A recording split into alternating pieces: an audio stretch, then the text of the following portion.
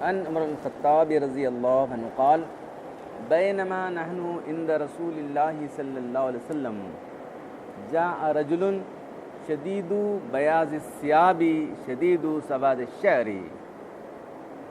لا يعرف منه احد ولا يرى عليه اثر السفر فجلس عند رسول الله صلى الله عليه وسلم فأسند ركبتيه إلى ركبتيه ووضع كفيه على فخذيه وقال يا محمد صلى الله عليه وسلم أخبرني عن الإسلام قال أن تشهد أن لا إله إلا الله وأن محمدا رسول الله وتقيم الصلاة وتؤتي الزكاة وتصوم رمضان وتحج البيت إن استطاع إليه سبيلا قال صدقت فعجبنا له يسأله ويصدقه ثم قال أخبرنا الإيمان قال الإيمان أن تؤمن بالله وملائكته وكتبه ورسله واليوم الآخر وأن تؤمن بالقدر خيره وشره قال صدقت فقال أخبرنا عن الإحسان قال أن تعبد الله كأنك تراه فإن لم تكن تراه فإنه يراك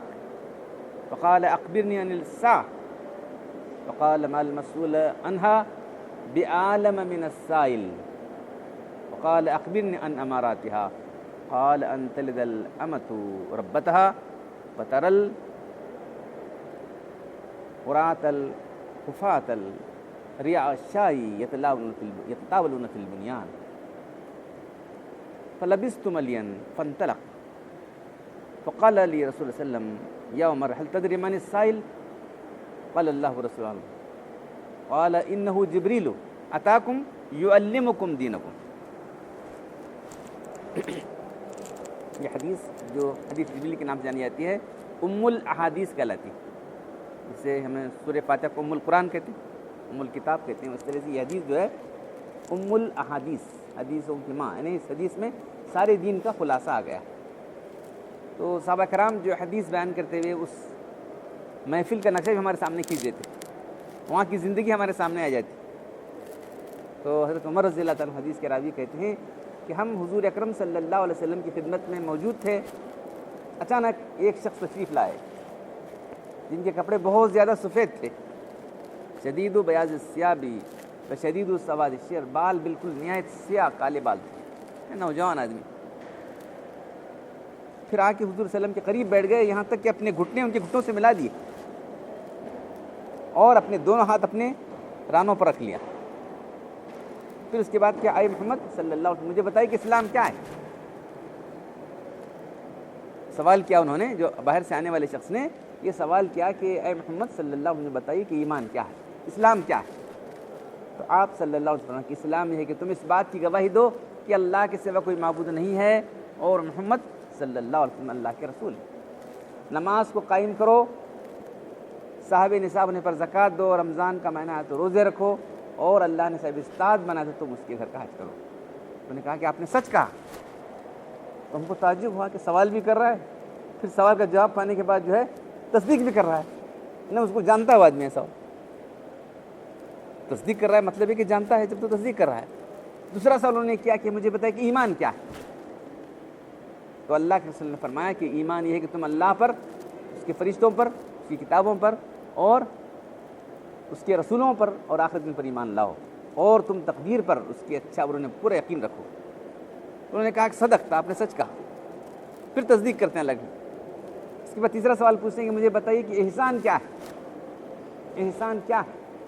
تو اللہ کے رسول نے فرمایا کہ احسان یہ ہے کہ تم اللہ کی بندگی ایسے کرو گے تم اللہ کو دیکھ رہے ہو. تم اللہ کو دیکھ نہیں سکتے لیکن اللہ ضرور تم کو دیکھ رہا. پھر چوتھا سوال انہوں نے یہ کیا کہ جو ہے مجھے بتائیے کہ قیامت کے بارے میں مجھے بتائیے قیامت کب آنے والی ہے. تو اللہ کے رسول صلی اللہ علیہ وسلم نے فرمایا کہ جس سے سوال پوچھا جا رہا ہے وہ سوال پوچھنے والے زیادہ نہیں جانتا، یعنی اس کا علم کسی کو نہیں سوائے اللہ تعالیٰ کے. سے سوال پوچھا جا رہا ہے، سوال پوچھنے والے زیادہ نہیں جانتا، یعنی کوئی بھی اس وقت کو کہ قیامت کس وقت آنے والی ہے وہ اس کا علم اللہ کے پاس ہے. ان اللہ عنده علم، اللہ کے پاس ہی قیامت کا علم، کسی کے پاس علم نہیں کب قیامت آئے گی. تو انہوں نے پوچھا کہ کم سے کم مجھے بتائیے کہ اس کی علامتیں کیا ہیں، قیامت اس کی نشانیاں کیا ہیں. تو آپ صلی اللہ علیہ وسلم نے فرمایا کہ اس کی نشانی یہی کہ ایک لونڈی جو ہے اپنے آقا کو جنے گی. اور تم دیکھو کہ جو ہے جو لوگ کنگال قسم کے ہیں، ننگے پیر ننگے بدن کے لوگ، رعاء الشاہی بکریاں چرانے والے لوگ، بڑی بڑی عمارتیں بنائیں گے، اونچی اونچی عمارتیں کھڑی کریں گے. فانطلق، وہ سوال پوچھنے والا فوراً غائب ہو گیا وہاں سے. میں کچھ دیر ٹھہرا رہا اللہ کی خدمت میں. عمر رضی اللہ تعالیٰ کہتے ہیں وہ سوال پوچھ کے چلا گیا آدمی. تو ہم لوگ ٹھہرے رہے کچھ دیر، تو اللہ کے لیے پوچھتے ہیں اے عمر جانتے ہو کون تھا وہ؟ عمر نے کہا اللہ رسول جاننے والا کون تھا وہ؟ پوچھا بات. کہا کہ جبریل تھے علیہ السلام. جبریل علیہ السلام تھے، اس لیے آتے کہ تم کو تمہارا دین سکھا کر جائیں.